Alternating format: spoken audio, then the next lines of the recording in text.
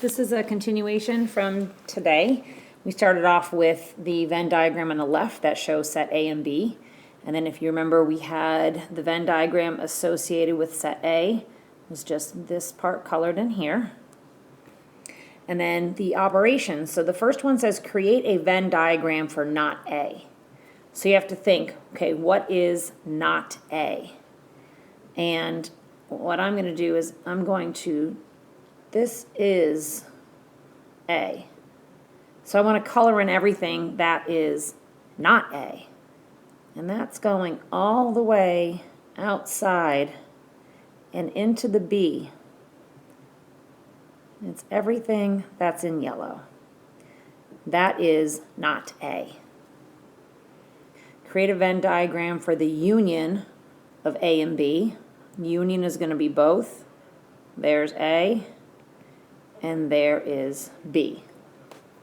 The intersection of A and B would just be this overlap. Now here we have what's not A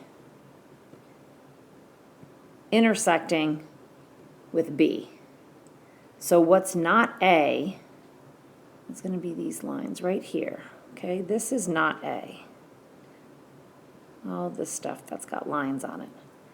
And now we want B, so I'm going to do my lines going this way.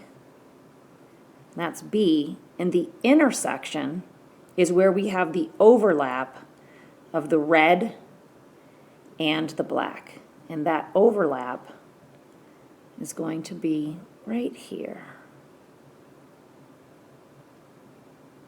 It's just this little like half moon, 3/4 moon of B.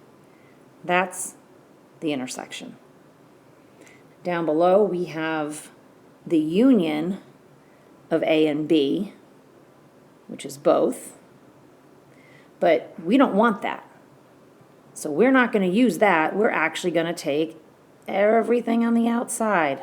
So what I'm coloring in red is actually the answer.